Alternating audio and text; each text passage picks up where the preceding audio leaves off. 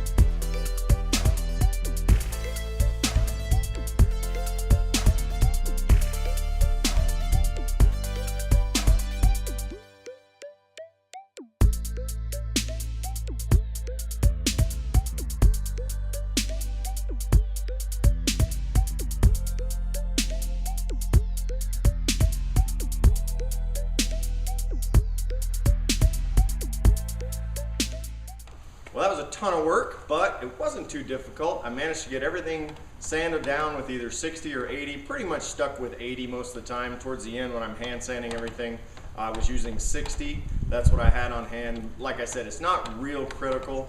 We need to get everything basically scuffed up, ready to hold. Got pretty much all the areas that I needed to get. I'll rinse it off, vacuum it out, and maybe blow it out, see what I'm left with. Scuff up those little areas, but we're ready to go for bed liner. Okay, so I've moved back inside after finishing up the sanding and getting this thing back in here, which was no easy feat. I'm going to continue to work on these inner fenders, get all of these accessories back. I've got fuse blocks, the computer here, the vacuum canister, some stuff on the other side. So basically all this stuff has to sort of find a new home because with these new fenders, the inner fender places that they were on the OEM side are just gone. So we're going to work on that and get these things back in. The TNT fenders actually come with a new battery tray, and but you can't run a full-size battery in this.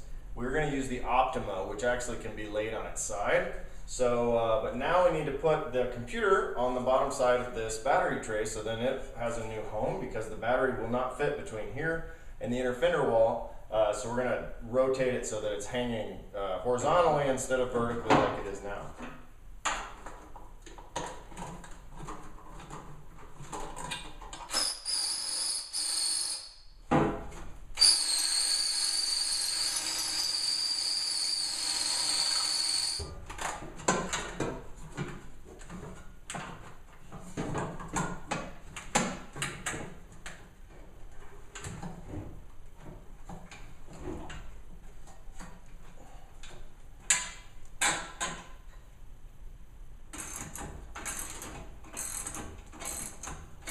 There's really no way to viably have a mount for the fuse box on this thing. So what they do is they include some VHB 3M very high bond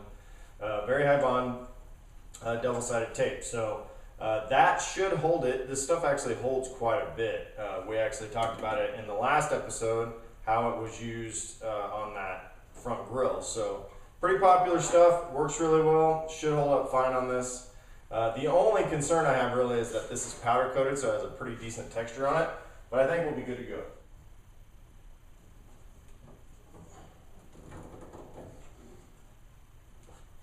It actually says in the instructions that you will have to bend this AC line slightly in order to get it to everything to fit. Just do it slowly, don't get in a big hurry, and it won't kink.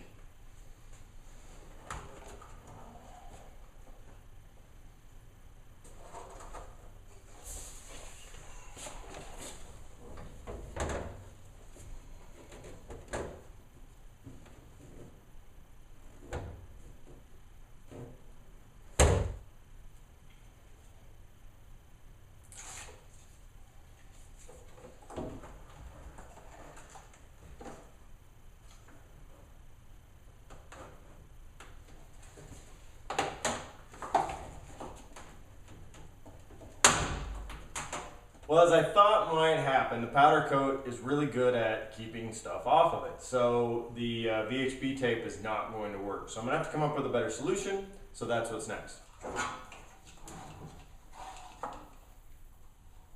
So I needed to get access inside here so I can mount through this bottom panel. The only way to do that is to basically take the bottom of it off. There was some electrical tape that's holding it right here to this support. But once I got that off, the whole thing comes off and I'll be able to attach this down through that. This fender's pretty thick, so I think what I'll do is I'll just use some self-tapping screws, get that thing put a couple of them in there. It'll hold it in place, we'll be ready to go. I decided instead to go with some nicer looking screws because I don't want the end of those self-tapping screws to be sticking out through the bottom. So I'm gonna drill these out. I've got some nice little acorn nuts and some bolts to go through, some small little bolts. And so I'll drill these out, do 2 or 3 of them in there, and then we'll be good to go.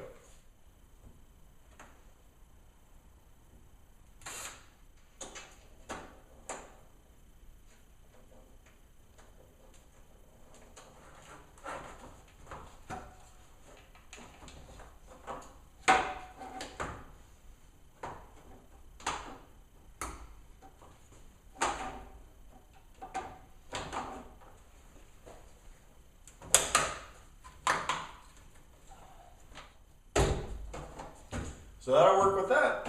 It's not going anywhere. I know that's in the right place, so we'll get the battery in.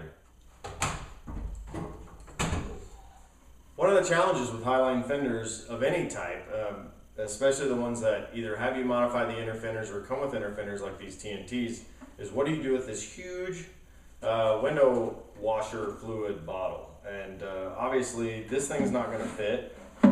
It's just the wrong shape. It's not necessarily too big, it's just not the right shape. So what you end up doing if you order from TNT, you can actually throw in a small, this is actually just a universal coolant bottle, but it'll work perfectly. But you have to take both pumps out. So the nice thing is they just have these rubber grommets, and those pop right out. Both of these little pumps pop out. I'm going to clean these up, and then I will need to replicate holes in the bottom of this, I think, so that then it draws down. The only thing is, I mean, obviously this thing doesn't fit the same. I mean, you're really looking at something that's probably half. So it'll fit a lot less, which is a little bit of a pain, but in order to get the highline fenders, you got to sacrifice somewhere. So that's where we're at.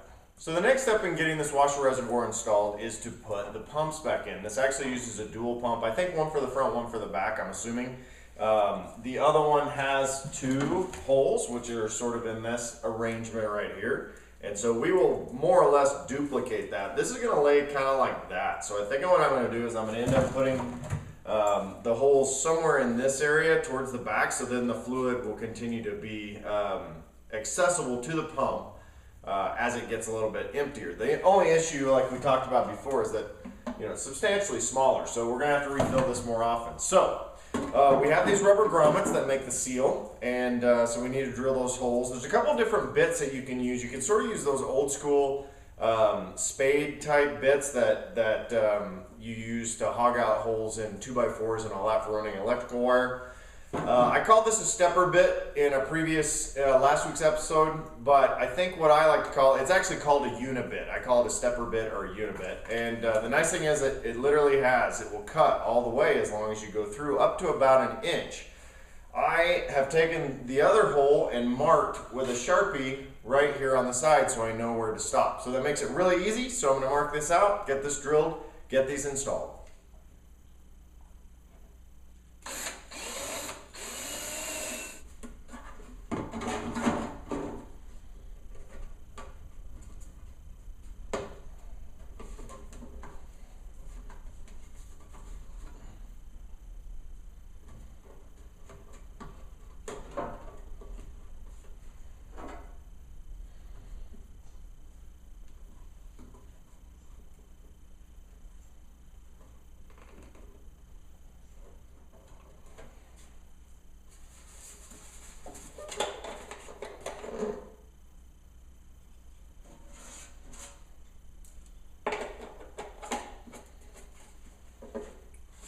So there we go.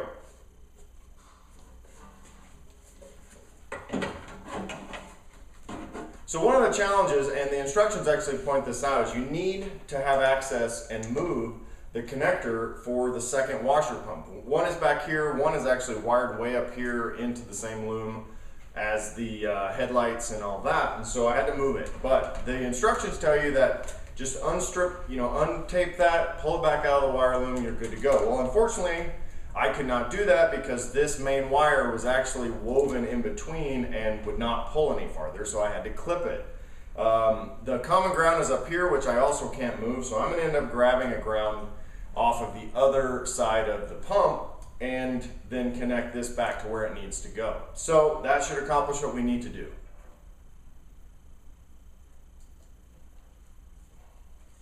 You want to try your best to keep moisture out of this. It'll obviously be wrapped back into the loom, but I also have some heat shrink tubing. This stuff is pretty cheap. Again, your neighborhood Harbor Freight has it, and basically you put it over the connector, and then you're going to use your lighter, and it shrinks around it.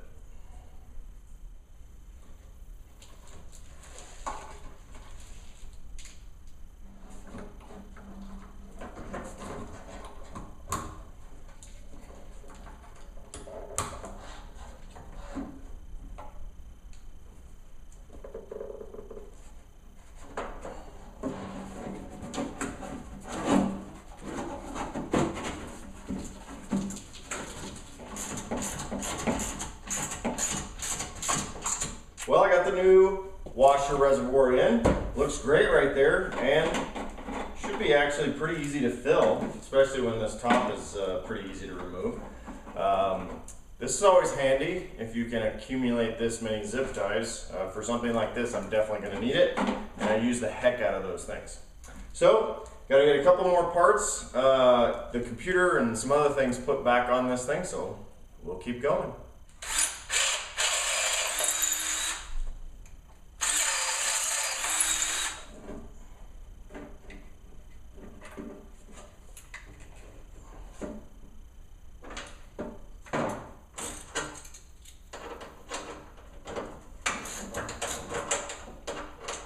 So I've pretty much gotten everything buttoned up except for the stuff that's related to the lights. So once we get the headlights installed, the turn signals, and the marker lights installed, then we can button everything else up.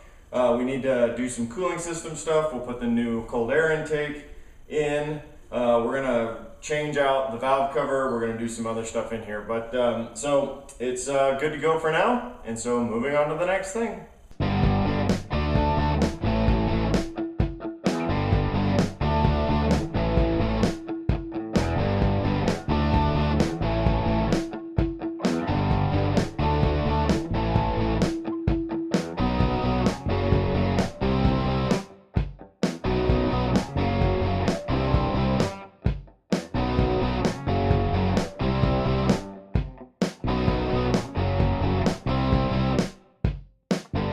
One secret for removing the factory stereo out of your Jeep TJ, there is a retaining nut that locks it into this rear strap, and to get to it you have to reach back inside the glove compartment and release it. It's a 10mm nut. So you're welcome. Alright, so I managed to pretty much strip the dash down to where we need it. I took all the parts out that we possibly could so that we can spray those separately, just because it's a little bit easier to clean them and spray them.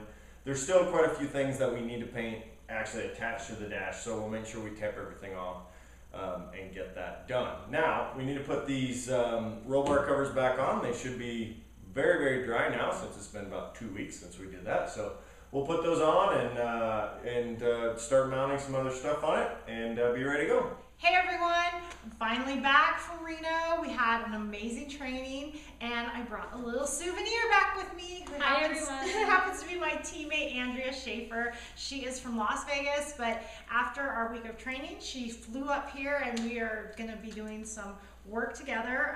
Kevin's been busy all this last week working on the Jeep without me, unfortunately, but we had to keep going because there's just not a lot of time.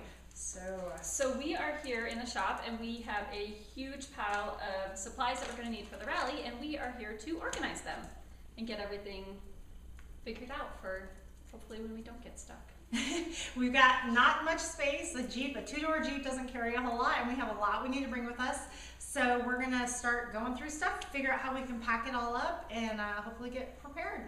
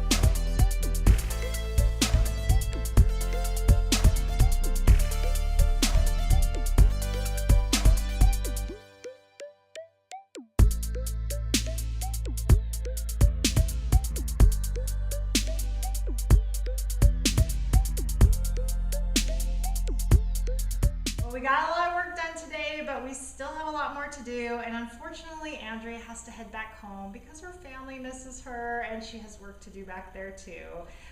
But the next time we're together, it will be for the rally. Yay! So next time you see us, it'll be rally time. Well, end of another weekend has come, and we got quite a bit of stuff done. I got all of the sanding done on the interior, so when we get it back from the wrap, we can tape it off, get it bedlinered, and have that part done. Then I can get the interior finished, get everything wrapped up. We are waiting for some big parts like suspension for next week, which means that next weekend we'll have another huge build weekend, and we'll probably actually carry it over into a weekday just so that we have time to get everything ready. So thanks again for joining us from all of us here at Team Sugar High. Please go to Facebook and Instagram and follow us at Team Sugar High, teamsugarhigh.com for more information. And don't forget to subscribe. Like I say, it'll make you a better mechanic and a better person. Thanks a lot for joining us. We'll see you next week.